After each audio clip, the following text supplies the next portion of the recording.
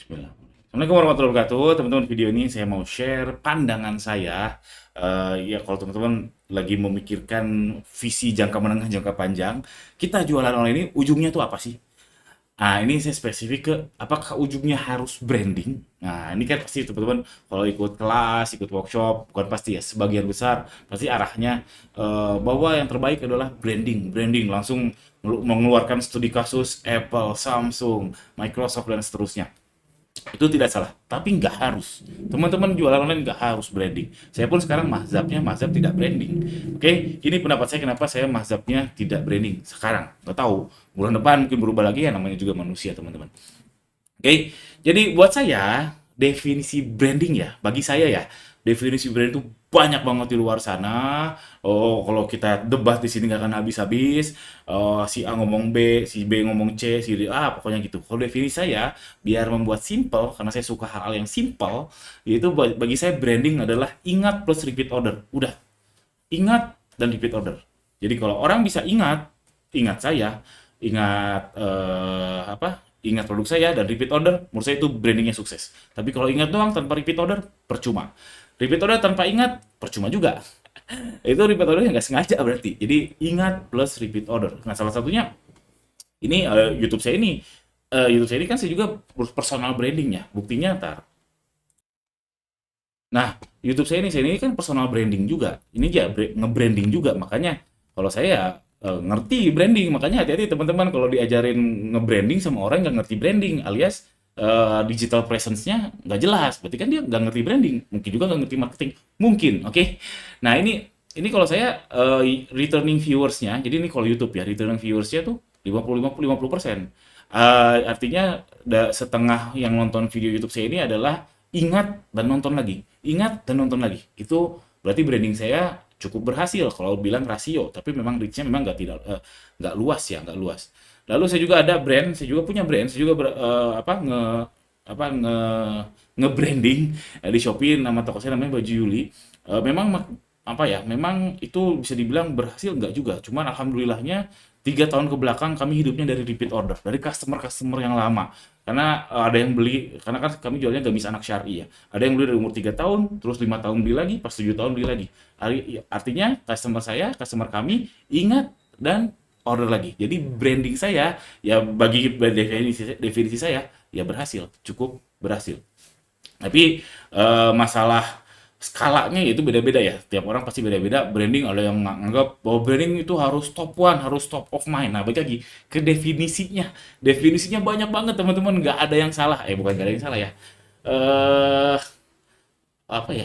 Panjang lah, panjang banget kalau kita kita bahas karena definisi branding nggak ada satu nggak ada yang pakem. Tapi bagi saya supaya simple, bagi saya simple, saya selalu mengingat bahwa branding itu ingat plus repeat order, ingat repeat order, ingat repeat order. Karena tanpa repeat order percuma, tanpa ingat nggak akan terjadi repeat order. Oke, ingat, oke itu teman-teman. Itu branding buat saya. Lalu, eh lalu saya kan bilang di awal nggak harus branding. Jadi kalau kita bedain lah, kita buka dua cabang ya untuk jualan online ini, ada yang branding sama yang dagang. Saya sekarang lebih cenderung ke dagang daripada branding. Yang dagang itu tidak memedulikan branding lah, tidak memedulikan keren-kerenan, tidak memedulikan si repeat order tadi, tidak memedulikan orang tuh ingat atau tidak. Itu menurut saya definisi dagang. Nah, sekarang saya lebih cenderung ke yang ini. Kita bandingkan branding sama dagang. Kalau branding, teman-teman harus ngitung namanya LTV, alias lifetime value. Alias teman-teman visinya harus panjang. Karena teman-teman ya tadi ya repeat order tadi. Kalau misalkan teman-teman hari ini ngejual satu barang, oke rugi. Tapi teman-teman kalau diproyeksikan ke 3 tahun lagi, 4 tahun lagi, teman-teman untung dari customer tersebut.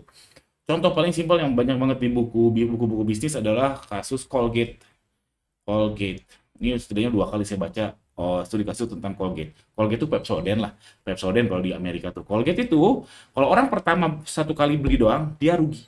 Karena cost marketingnya dia nggak nyampe. Tapi karena dia berharap orang tuh beli lagi, beli lagi, beli lagi, beli lagi, sehingga di tahun keberapa baru BEP orang tersebut. Jadi ada perhitungannya, namanya lifetime value. Teman-teman kalau ngitungnya bingung, at least teman-teman paham akan hal ini bahwa kita bicara branding, kita nafasnya bicara panjang, bukan setahun, 2 tahun, 3 tahun, 4 tahun, 5 tahun. Kalau brandnya masih ada, bayangin kalau brandnya di tahun keempat udah tumbang, entah itu apapun alasannya, wah repot. Yang jelas kalau kita bicara branding, nggak bisa 1 tahun, at least 2 tahun. 2 tahun, ya itu panjang kan, panjang. Sedangkan perut kita harus terisi, sedangkan uang sekolah anak harus dibayar. Itulah salah satu alasan kenapa saya fokusnya sekarang ke dagang daripada branding untuk jualan online-nya. Tapi ya untuk YouTube ini saya juga fokusnya ke branding. Saya mencari terus diferensiasi, saya nyari LTV-nya. Makanya kalau teman-teman sadar, konten-konten saya itu insya Allah 90% itu alias 90% adalah evergreen.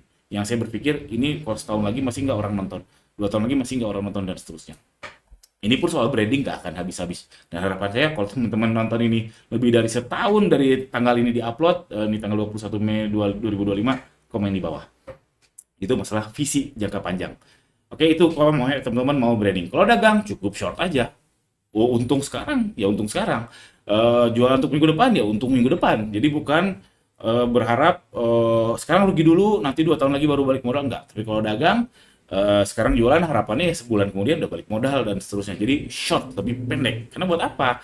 Buat apa juga? Buat apa juga? Karena nggak ngarep repeat order. Lalu branding. Nah, ini yang selanjutnya ya. Menurut saya ya, orang yang mau main branding itu bukan orang marketing, tapi orang produk. Ini mazhab saya dan saya pernah debat sama teman saya soal ini. Banyak orang menyangka bahwa yang jago branding itu jago marketing, jago bikin konten, jago apa ya, jago ngontak KOL, jago bayar KOL. Enggak, menurut saya branding kuncinya produk. Jadi kalau mau main branding, teman-teman harus paham betul produk teman-teman, alias teman-teman harus orang produk yang ngerti. Kalau saya misalkan saya jualan fashion, tapi saya tuh bukan orang produk, saya tuh nggak ngerti fashion tuh gimana. Jahit pun saya nggak paham bahwa mana jahitan yang bagus, mana jahitan yang tidak. Tapi alhamdulillahnya istri saya agak paham, dan saya ada partner yang agak paham. Tapi saya bukan orang produk, makanya ya saya cocoknya dagang. Kenapa saya bilang kalau branding itu produk harus nomor satu? Karena ini real case ya. Kalau di Bandung ada namanya kue artis. Kue artis dulu beberapa tahun lalu lah, beberapa tahun lalu kue artis kayak Syahrini terus bikin bikin kuenya kue apa ya, kue kayak brownies gitulah. Terus boom tuh, boom, viral, orang ingat dan mungkin repeat order juga. Tapi sekarang di mana, nggak kedengeran. Terus banyak kasus lagi. Makanya kenapa saya bilang produk, karena kalau orang udah cinta sama produknya, dia nggak peduli sama, nggak cinta, nggak, bukan cinta sama medium marketingnya. Kayak tadi ya, contoh kue artis tadi, orang mungkin beli itu gara-gara mediumnya, gara-gara si artisnya tadi, bukan ke produknya. Tapi kalau ke produk, mau artisnya siapa, mau KOL-nya siapa, dia akan balik lagi, balik lagi, balik lagi, balik lagi. Karena sudah cinta akan produknya. Makanya saya bilang, orang branding itu ya produk. Jadi jadi kalau main branding pastikan produknya memang bagus dan teman-teman harus paham produk teman-teman betul-betul. Simpelnya gini, kalau teman-teman mau branding di fashion, teman-teman harus ngerti fashion beneran.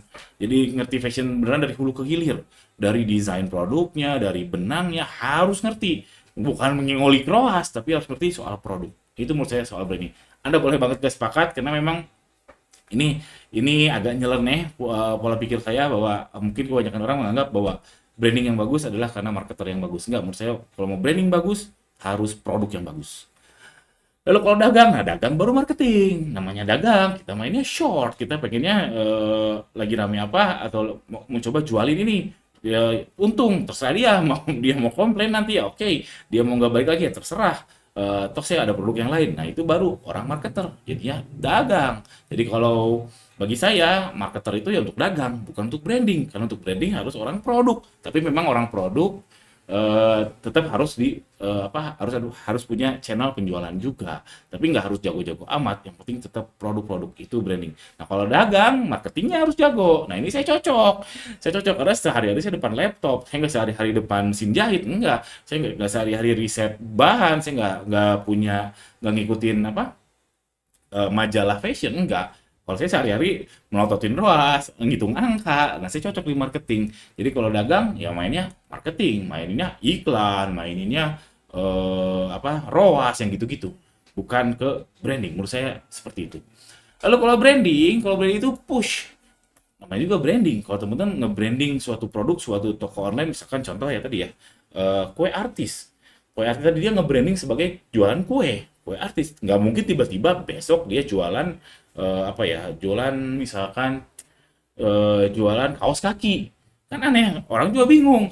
Ini kok flyernya, sosial medianya semuanya kue, tiba-tiba store-nya semuanya adalah kaos kaki, nggak nyambung. Makanya si brand ini push, alias kalau ke market tuh dia push, terus nge-push mencoba penetrasi produk dia punyanya apa, coba push di market, terus-terusan seperti itu. Ketika brandingnya akan dia terbranding sebagai suatu yang jualan apa, ya terus aja itu. Pivotnya nggak mudah teman-teman. Pivotnya nggak mudah. Tiba-tiba jualan kue artis tadi ya jualan kaos kaki nggak mudah. Contoh lagi kayak Apple juga dia awalnya kan Apple Computer. Apple Computer lama-lama jadi Apple Teknologi. Dia itu pivotnya nggak mudah juga walaupun masih masih di real yang sama ya. Apalagi kalau misalkan mau banting setir, susah. Makanya harus push. Punyanya apa terus dipaksakan ke market. Itu namanya branding. Tapi kalau dagang ini sih paling suka yaitu pull. Pull alias di market ramenya apa? Coba dagangin. Di market ramenya apa? Coba dagangin. Jadi rame misalkan rame A, rame B, rame C, rame D, ya bisa aja. Bisa-bisa aja. Makanya saya sama Mas Sony Kurniawan bikin namanya Bootcamp Ternak Toko, teman-teman. Itu buat teman-teman para pedagang online yang mau adaptif terhadap market, jadi bikin toko banyak. Jadi misalkan lagi rame lebaran, tuh ada tokonya satu. Lagi rame misalkan wisuda-wisudaan, tuh ada tokonya satu. Jadi nggak pusing. Tapi kalau tokonya cuma satu, fokus ke branding tadi, sekarang lagi ramenya wisuda-wisudaan. Sedangkan jualannya adalah jualan kue tadi, nggak nyambung. Mungkin bisa saja nyambung-nyambungin dikit. Tapi nggak seluas orang yang mainnya pull, alias narik di market. Di market lagi apa, lagi rame apa, bikin tokonya jualin. Di market ramenya apa, bikin tokonya cari suppliernya, jualin. Itu namanya pedagang. Mas, saya lebih cocok yang jadi pedagang. Makanya saya jarang saya lebih suka disebut pedagang daripada entrepreneur sih. Sempat beberapa kali ya ada yang ngundang seminar entrepreneur disebutnya entrepreneurship, tapi saya tetap nulis title-nya saya lebih suka disebut pedagang. Jadi yang mau join ternak toko biar belajar soal pool ini. Jadi teman-teman lagi ramenya apa, punya tokonya, lagi ramenya apa, punya tokonya. Itu di Bootcamp Ternak Toko, saya sama Mas Sony Kurniawan, cek aja di gandirozaki.com kalau teman-teman mau daftar. Per video ini diupload udah open ke batch ke-6. Nanti nggak tahu teman-teman nonton ini udah batch berapa, mungkin batch 10, 12, 13 dan seterusnya. Cek aja di gandirozaki.com kalau mau daftar Bootcamp Ternak Toko. Ini bootcamp ya, bukan kelas. Jadi kita modul praktek Zoom selama 8 pekan. Ini full praktek. Oke, itu aja, jangan lupa subscribe. Assalamualaikum warahmatullahi wabarakatuh.